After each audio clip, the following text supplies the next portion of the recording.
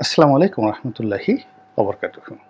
সম্মানিত দর্শক, শেখ হাসিনাবিহীন বাংলাদেশে বিএনপির যে সম্ভাবনা ছিল এবং ক্ষমতায় আসার যে নির্বিঘ্ন একটি পথ তৈরি হয়েছিল 6 আগস্ট থেকে, এটি ক্রমশ জটিল থেকে জটিলতর হয়ে যাচ্ছে। প্রায় প্রতিদিনই সংঘবদ্ধ একটি দল তারা বিভিন্ন সামাজিক মাধ্যমে বিএনপির নেতাকর্মীদের বিরুদ্ধে নানা রকম কুৎসা রটাচ্ছে। এর মধ্যে যে সব মিথ্যা তা নয়, কিন্তু যা কিছু ঘটছে তার চেয়ে অনেক অনেক বেশি এমনভাবে প্রচার করা হচ্ছে যে এখন অনেক মানুষ আওয়ামী লীগের বিকল্প হিসেবে বিএনপিকে ঠিক নেতিবাচক অর্থেই বলার চেষ্টা করছে। যেমন ধরুন, জামাতের আমির তিনি একটি কথা বলেছেন, সেই কথাটা ঠিক মিন করে তিনি নাও বলতে পারেন। যেমন বলেছেন, এক জালিম গেছে, তার বিনিময়ে অন্য জালিম আসুক, এটা আমরা চাই না। এখন যে জালিম গিয়েছে তার পরিবর্তে অন্য একটা জালিম আসুক, তো সেটা ডক্টর ইউনূসের ক্ষেত্রে প্রযোজ্য হতে পারে, জামাতের ক্ষেত্রে প্রযোজ্য হতে পারে, কিন্তু সেটা না করে বেশিরভাগ মানুষ বলার চেষ্টা করছে যে জামাতের আমির যে কথাটা বলেছেন সেটা বিএনপিকে ইন্ডিকেট করে বলেছেন। এটা কেন?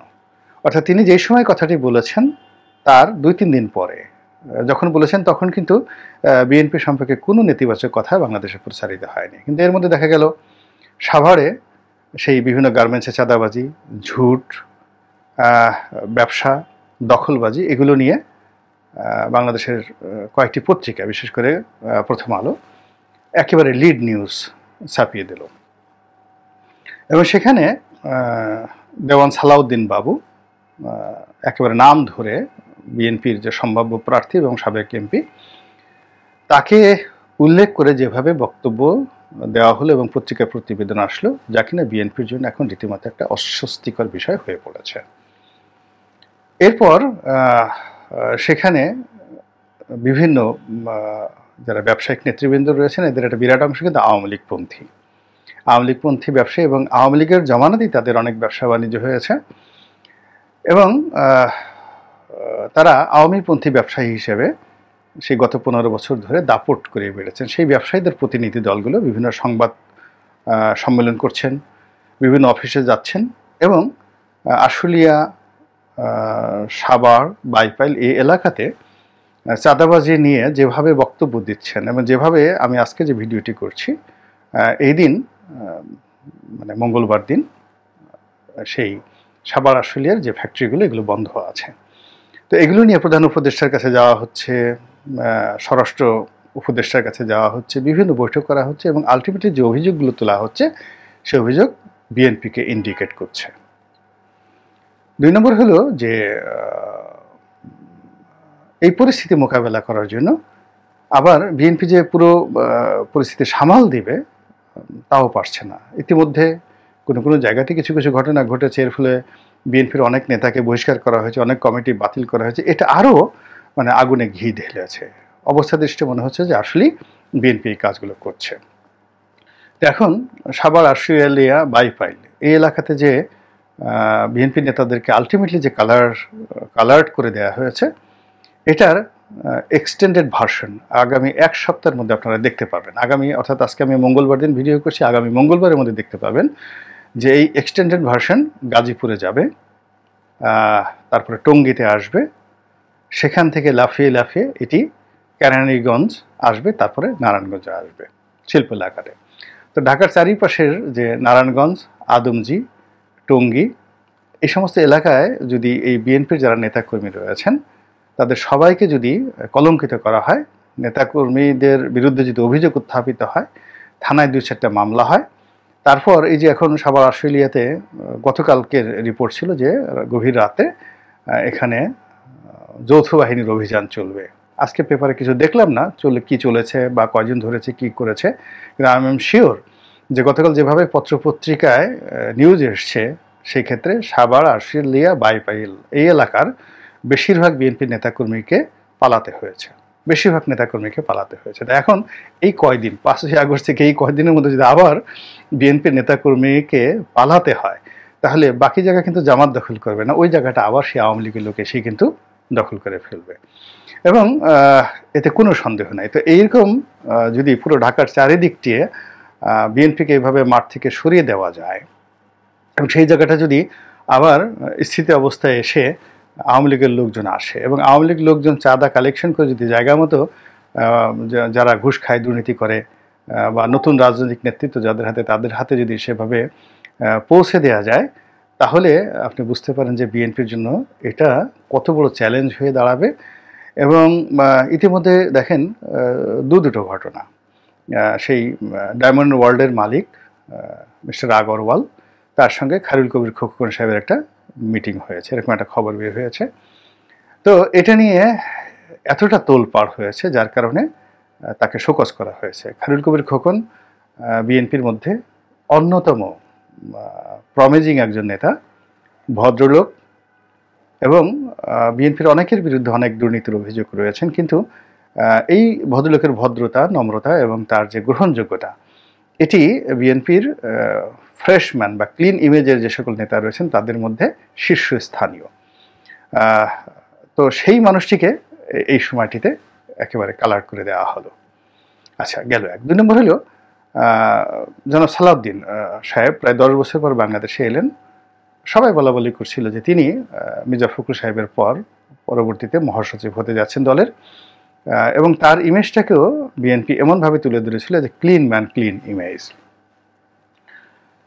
লেখাপড়া জানা এবং তিনি বিশেষ করা ম্যাজিস্ট্রেট ছিলেন, সাবেক মন্ত্রী ছিলেন, ভালো কথা বলেন, এবং তার লেখাপড়ার মান, আপনারা যারা সালাউদ্দিন সাহেবের সঙ্গে কথা বলেছেন, তিনি বক্তব্য কীভাবে দেন বা টকশোতে কীভাবে বলেন ডাজ নট ম্যাটার, কিন্তু 1 to 1 আপনি দেখবেন যার জ্ঞানের বহর, লেখাপড়ার বহর অনেক অনেক ঊর্ধ্বস্তরের, ডক্টর মঈন খানদের পর্যায়ের লেখাপড়া জানা মানুষ। তো সেই মানুষটি যদি এখন মির্জা ফখরুল সাহেবের বয়স হয়েছে, অনেক সময় তিনি অসুস্থ থাকেন, তো তার সাবস্টিটিউট হিসাবে বিএনপি যাকে দাঁড় করানোর চেষ্টা করছিল সেই জনাব সালাউদ্দিন সাহেব, তাকেও এই সময়টিতে এমন একটা ঘটনায় তাকে মানে কলঙ্কিত করা হলো, বা তিনি কলঙ্কিত হলেন, যেটি তার হিসাবের মধ্যে ছিল না, এবং এখান থেকে তার পক্ষে আবার ঘুরে দাঁড়ানো 2-4 বছর সম্ভব হবে না। তিনি এস আলমের একটি গাড়িতে করে তিনি সেই তার নির্বাচনী এলাকাতে গিয়েছেন, এবং এটাই যথেষ্ট, আর কিচ্ছু দরকার নেই। এবং এটার কে সামাল দেওয়ার জন্য আবার বিএনপি তার পক্ষে না দাঁড়িয়ে তাকে সরাসরি শোকজ করেছে। আলটিমেটলি সালাউদ্দিন সাহেব একা হয়ে গেছেন, এবং এই কাজ করে বিএনপির কোনো লাভ হবে না।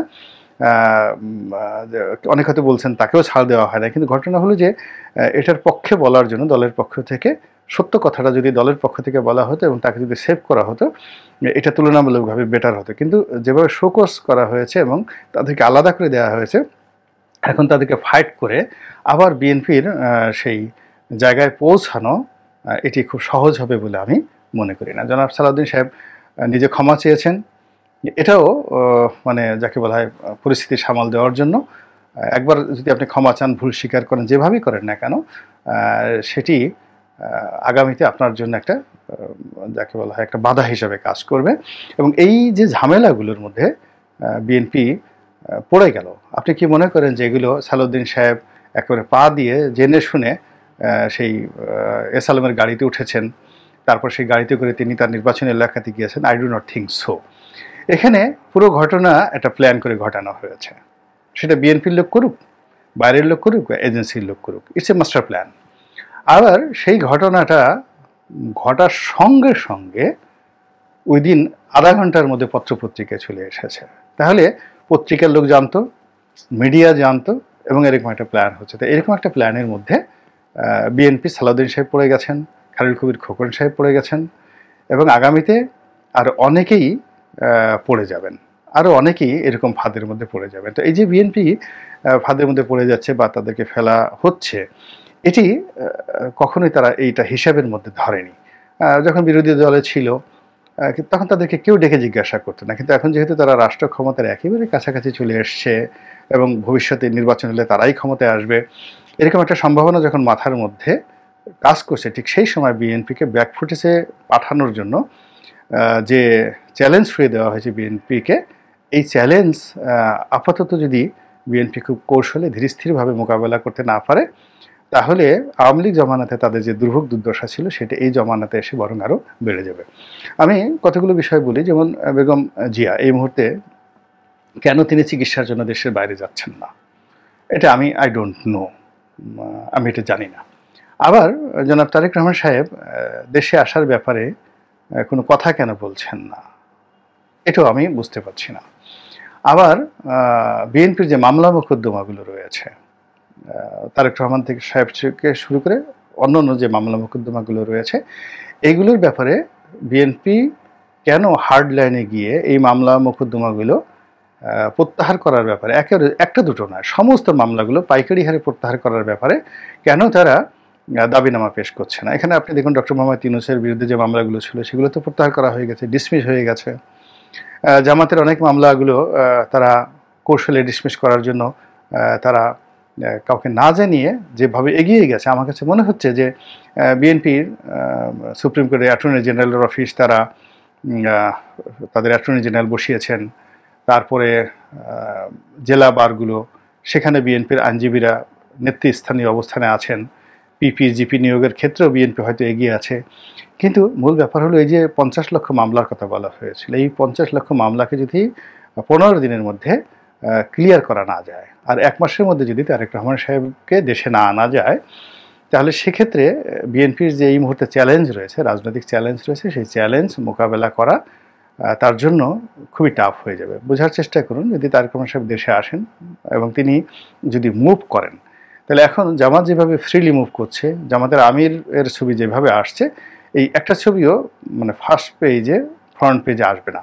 এর কারণ হলো যখনই তারেক রহমান সাহেব কোনো একটা জেলাতে যাচ্ছেন সেখানে লক্ষ লোকের সমাবেশ হবে, আর জামাত যদি তার সঙ্গে কাউন্টার কোনো একটা অনুষ্ঠান করে এবং সমস্ত ইসলামী দলগুলো করে, তো সেখানে 10,000 লোক জোগাড় করা তাদের জন্য কঠিন হয়ে যাবে।